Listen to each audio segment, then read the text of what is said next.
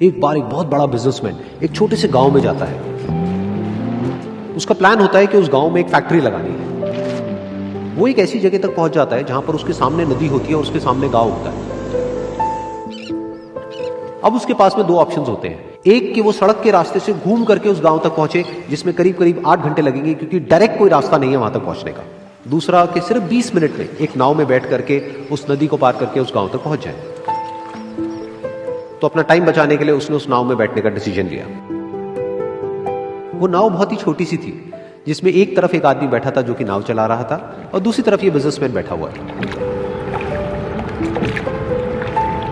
तो नाव में बैठने की थोड़ी देर बाद उस बिजनेसमैन ने उस नाव वाले से पूछा, तुझे पता है तेरी नाव में कौन बैठा है?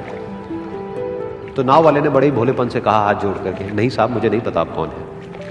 तो बिजनेसमैन बोला, अरे तू अखबार नहीं पढ़ता है क्या? हर दूसरे दिन मेरी फोटो आती है अखबार में।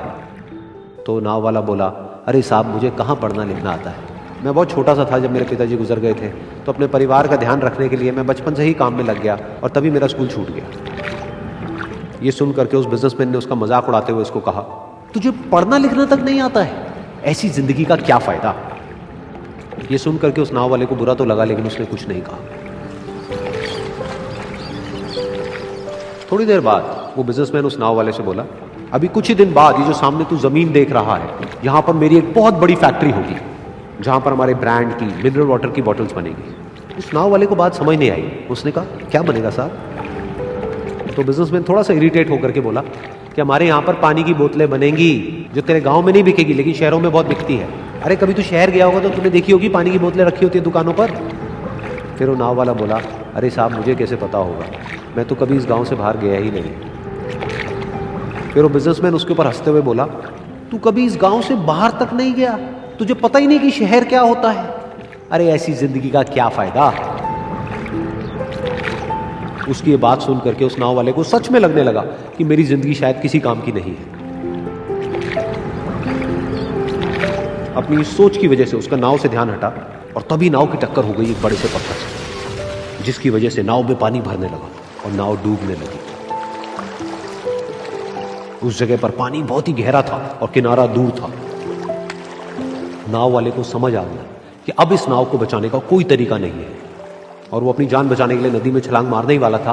तभी उसने उस बिजनेसमैन से पूछा, साहब आपको तैरना तो आता है ना? तो बिजनेसमैन घबरा करके बोला, ऐसा क्यों पूछ रहे हो, मुझे तैरना नहीं आता है।